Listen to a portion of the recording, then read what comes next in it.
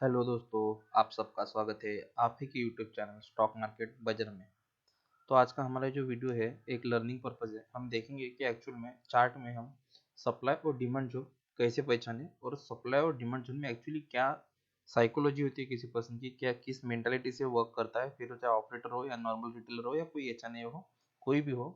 तो हम देखेंगे कि सप्लाई और डिमांड जोन क्या होता है, कैसे बनता है, कैसे पहचाने और कौन सा डिमांड जोन हम देखिए कि ये यहाँ से स्टॉक ऊपर जाएगा या नीचे जाएगा विथ वैल्यूम, और उसको आरएसआई के साथ में हम कंपेयर करके देखेंगे कि आरएसआई उसको किस तरह से, सॉरी आरएस रिलेटिव स्ट्रेंथ उसको किस तरह से सपोर्ट करता है। तो चलिए सब, तो ये हमारा जो स्टॉक है वो है कोलगेट। आपने कोलगेट पामोलिव, कोलगेट पाल्म का तो नाम सुना ही होगा। सभी लोग नॉर्मली अगर 10 पीपल अगर हम कंसिडर करते हैं तो 10 पीपल में से आउट ऑफ 8 पीपल या 7 पीपल तो कोलगेट का यूज़ करते ही है डेली ब्रश के लिए। सो देखिए, इस स्टॉक को हम अगर इस जोन में देखें इतने पोर्शन के लिए, तो ये जो ट्रेंड लाइन हमने ब्लू कलर की यहाँ से ड्रॉ की है, तो ये जो दिखा रहा है आपको, जो शैडो दिख रही है, सॉरी जो ये हमारी कैंडल है, कैंडल स्टिक है। सो ये जो है हमारी बॉर्डर है जो ग्रीन या रेड कलर है, और जो इस तरह से सिंपल सी स्टिक दिखती है वो शैडो होती है। सो ये देखिए, ये जो है इसका सप्लाई जोन है। सप्लाई जोन का मीनिंग क्या है कि कोई पर्सन है, कोई भी पर्सन या नंबर ऑफ पर्सन या सिंगल पर्सन जो इस स्टॉक को इस प्राइस पे जाने के बाद में बेच रहा है। उसका बेचने का कारण ऐसा हो सकता है कि या तो प्रॉफिट में बैठा है, या वो इस तरह से थिंक कर रहा है स्टॉक के बारे में कि शायद स्टॉक अब इसके ऊपर में ना जाए, या वो वहां से माल अपलोड कर रहा है, या शायद उसको कोई और उसके पीछे प्लान है। ठीक है। सो ये एक सप्लाई जोन है, ये एक सप्लाई जोन है। फिर ये जब जब इस ग्रीन लाइन को एक देखिए, एक एंगल में, एक ट्रेंड में ही ये यहाँ से ही स्टॉक हमारा नीचे आ रहा है, फिर से अप जा रहा है, फिर से यहाँ सप्लाई हो रहा है, फिर से नीचे आ रहा है, फिर से सप्लाई। लेकिन एक बात हमेशा ध्यान रखिए कि नॉर्मली किसी भी ट्रेंड लाइन को जो स्टॉक होता है normally minimum 2 to 3 times and maximum 4 to 5 times touch करता है।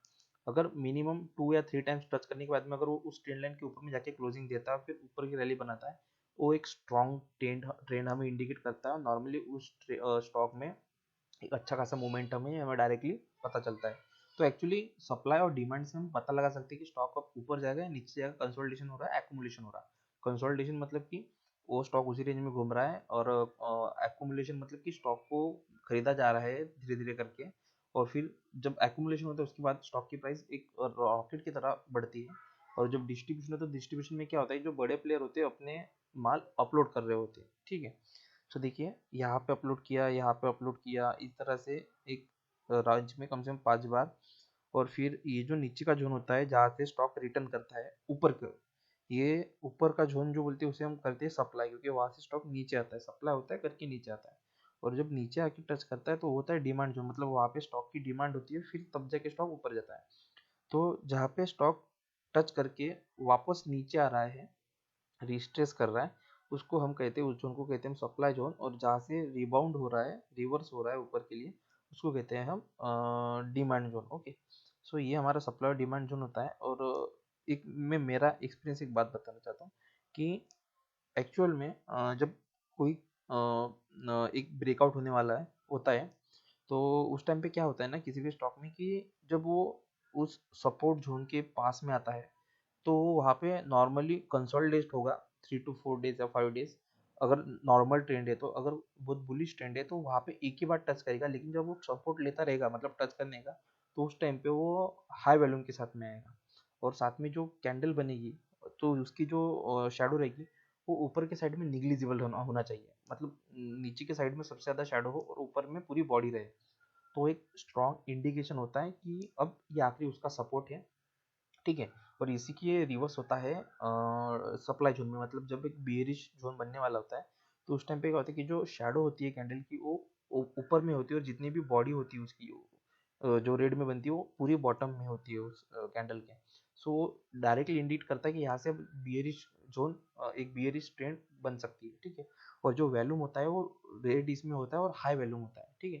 तो वहाँ पे सीधा सीधा हमें सेलिंग प्रेशर दिखने को मिलता है। एग्जाम्पल के लिए देख लेते, देखिए जब ये वाला बना, ठीक है, यहाँ पे सपोर्ट के पास में आया, या फिर ये, तो एक रेड कैंडल बनी है, और वैल्यूम देखिए ये वाला एवरेज है, एवरेज थोड़ा ऊपर ही है अगर उसकी कंपेरिजन में करते हैं तो। और साथ में वो सपोर्ट के पास पास में है, और जो ये रेड लाइन है हमारी, ये 20 डेज मूविंग एवरेज है और उसके नीचे में आ रही है, ठीक है। सो एक क्लियर इंडिकेशन होता है कि शायद यहाँ से अब नीचे में हमें एक ट्रेंड देखने को मिले, और हमें नीचे भी एक ट्रेंड देखने को मिला। फिर देखिए यहाँ पे एक तरह से उसने सपोर्ट लिया, क्योंकि उसका एक पुराना सपोर्ट यही पे था, और फिर वॉल्यूम कम था, लेकिन जो शैडो और जिस तरह कैंडल बनी वो इंडिकेट कर रही थी कि शायद यहाँ से ट्रेंड चेंज होके फिर एक पिन बार तरह का उसके बाद में कैंडल बना। पिन बार तरह का कैंडल ना नॉर्मली इंडिकेट नहीं करता कोई भी ट्रेंड। यहाँ पे 50-50 चांस होती है, या तो और नीचे में बियर जोन क्रिएट होगा, बियरिश जोन या बियरिश एक पैटर्न बने, मतलब ट्रेंड चलेगी, या फिर यहाँ से बुलिश होगा। तो देखिए यहाँ से बुलिश हुई, फिर यहाँ से स्टॉक ने कंसोलिडेशन किया, और फिर जाके ऊपर एक ब्रेकआउट देके फिर स्टॉक ऊपर ही चलता गया, ठीक है। और उसी तरह का एक सप्लाई और डिमांड जोन यहाँ पे बना, देखिए यहाँ से ब्रेकआउट, एक कंसोलिडेशन, देन एक यहाँ पे गई कैंडल, फिर वहाँ से एक नीचे में फिर से रिटर्न ऊपर, फिर से नीचे। तो ये जो जोन हुआ ये एक सप्लाई जोन हुआ, ठीक है। जब तक स्टॉक इसके ऊपर में जाएगा नहीं तब तक स्टॉक एक अच्छी रैली करेगा नहीं। और मैंने जैसे कहा कि नॉर्मली कोई भी स्टॉक 3 to 4 टाइम्स उसके सपोर्ट को टच करता है, उसके बाद वो इंडिकेट करता है या तो नीचे जाएगा या ऊपर जाएगा, ठीक है। लेकिन अगर लो वॉल्यूम के साथ में अगर इस तरह का कंसोलिडेशन हो रहा है तो मैक्सिमम चांसेस होते हैं कि स्टॉक ऊपर जाएगा, क्योंकि उसमें एक्यूमुलेशन किया जाता है, ठीक है। तो जैसे इस स्टॉक में ये इसका सप्लाई जोन है, तो सप्लाई जोन में क्या होता है ना, जब पहली बार आके टच करता है तो समझ लीजिए कि कोई पर्सन है जिसने 100 शेयर बाय किए और एक अच्छे खासे प्रॉफिट में बैठा, मतलब कि एग्जाम्पल के तौर पे समझते कि उसने नियरली कुछ 1400 या 1300 के करीब कुछ स्टॉक खरीदे, एग्जाम्पल की बता रहा हूँ।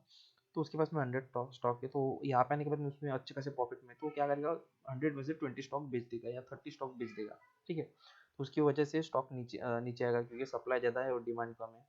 फिर से फिर वो यहाँ से बेचना बंद कर देगा, क्योंकि कोई भी बेचना चाहेगा तो अच्छे प्राइस पे बेचना चाहेगा, नीचे नहीं बेचना चाहेगा, ठीक है, मतलब कम प्राइस में नहीं बेचना है। फिर वो उसकी सेलिंग जो रोक देगा। फिर से स्टॉक ऊपर जाएगा, क्योंकि यहाँ से बायर बढ़ जाएंगे, तो ये हो गया सप्लाई और डिमांड जोन। फिर स्टॉक कम है, मतलब शेयर शेयर जो है मार्केट में कम ट्रेड हो रहे हैं, फिर से स्टॉक ऊपर जाएगा, लेकिन फिर से वही सोचेगा कि हाँ फिर से अभी मेरे प्राइस के पास में है जहाँ पे मैं बेचना चाहता हूँ। फिर से वो यहाँ से उसके 30 पहले बेचे, 70 बचे, उसके पास में 70 बचे हैं, वो फिर से कुछ 20 या 30 के करीब करीब या 25 के करीब भी स्टॉक बेचेगा, फिर से स्टॉक नीचे आएगा, क्योंकि सप्लाई ज़्यादा हो गया, डिमांड कम होगी। फिर से यहाँ से बायर एक्टिव हो जाएंगे। सो देखिए कोई बेचने वाला है उसको लगता है कि स्टॉक प्राइस ज़्यादा है, तो कोई खरीदने वाला उसको लगता है कि स्टॉक प्राइस कम है, शायद यहाँ से और ऊपर जाए, अपनी अपनी मेंटेलिटी होती है। लेकिन एक दो बार अगर स्टॉक यहाँ से रिटर्न गया, मतलब सिंपल सी बात है कि यहाँ पे सप्लाई जो है ये हमें इंडिकेट हो रहा है, और यहाँ पे डिमांड जो है हमें इंडिकेट हो रहा है, ठीक है। तो हमारी एंट्री, अगर आप लॉन्ग के लिए जा रहे हो तो आपकी एंट्री यहाँ पे होनी चाहिए, अगर आप शॉर्ट के लिए जा रहे हो शॉर्ट करने के लिए शेयर को, तो आपकी एंट्री फिर यहाँ पे होनी चाहिए, ठीक है। फिर से यहाँ से एक डिमांड जोन क्रिएट हुआ, फिर से यहाँ पे गया, फिर से उसको लगा कि हाँ भाई अभी तो मेरे पास में और बचे 40 शेयर, तो उसने फिर से बेच दिया। फिर से यहाँ पे आ गया, लेकिन इस बार इस लेवल तक नहीं आया, उसके ऊपर में क्लोजिंग है। इसका मतलब क्या होता है ना, कि उसके पास में 100 शेयर या 200 शेयर है, लिमिटेड शेयर वो बेच रहा है, लेकिन धीरे धीरे उसके पास में शेयर कम हो जाएगी। और साथ में जो पर्सन स्टॉक पे ध्यान रखे उनको पता चल जाए कि हाँ ये डिमांड जोन है और ये सप्लाई जोन है, तो उनको फिर जो जो भी है जो एंट्री करना चाहते हैं वो शायद यहाँ से एक्टिव हो जाएंगे, और एक फिर अच्छी एक रैली में देखने को मिलेगी। लेकिन फिर से कोई यहाँ पे बेचने को आया है, ठीक है, और फिर से यहाँ पे आके डिमांड होगी। अब मुझे क्या लगता है इस स्टॉक में भी रिसेंटली जो इस सिचुएशन में है, ये देखिए इसने सबसे पहली बात जब यहाँ पे सपोर्ट लिया, तो इसके बैक साइड के कंपैरिजन में देखिए वैल्यूम कुछ खास नहीं था, ठीक है। यहाँ पे लिया, यहाँ पे सपोर्ट लिया उसने, तो उसके बैक साइड में कंपैरिजन करेंगे पिछले 1-1.5 महीने में जहाँ से रैली बनी है, उसकी कंपैरिजन में वैल्यूम ठीक ठाक है, ठीक है। उससे क्लियर इंडिकेट होता है कि भाई डिमांड है स्टॉक की।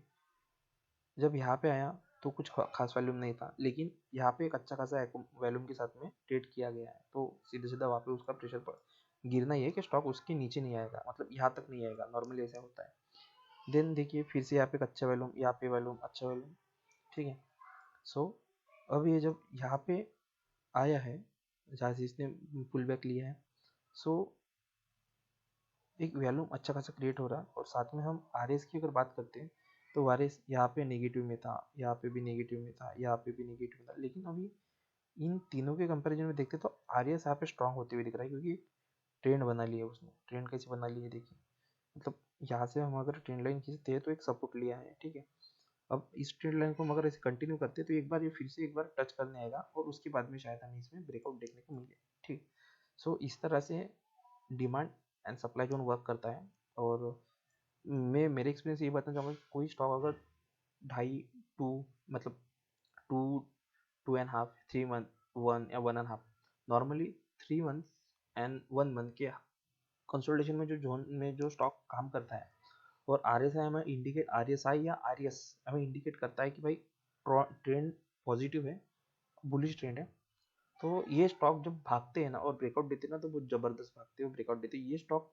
और जब कोई स्टॉक इतना टाइम तक कंसोलिडेशन में रहता है, नॉर्मली 3 to 4 टाइम्स अपना रेजिस्टेंस और सपोर्ट को टच करता है। और मुझे ऐसा लगता है कि किसी भी इस तरह के स्टॉक में अगर आप एंट्री करना चाहते हो, तो आप नॉर्मली 3 टाइम्स का वेट करें कि 3 टाइम्स में अगर वो नीचे में ब्रेकआउट देता है तो फिर वो एक बेयरिश रैली उसमें बनेगी।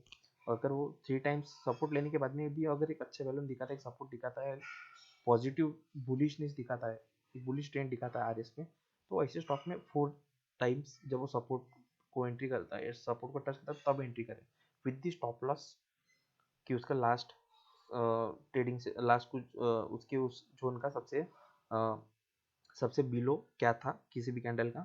जैसे इस स्टॉक में इस जोन का जो सबसे बिलो है 1494 है, तो 1490 का आप स्टॉप लॉस लगा सकते हैं यहाँ पे एंट्री करना चाहे तो। अगर यहाँ पे एंट्री करेंगे तो आपका स्टॉप लॉस काफी बड़ा होगा, क्योंकि रिस्क रिवॉर्ड रेशो हमारा मिनिमम 1:1 का होना ही चाहिए, 1:3 का होना ही चाहिए, ठीक है।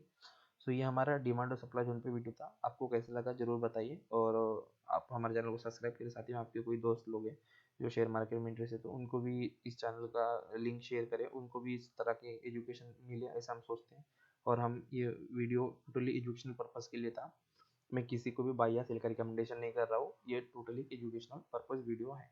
Thank you for watching. Sign off. Stock market बाजार।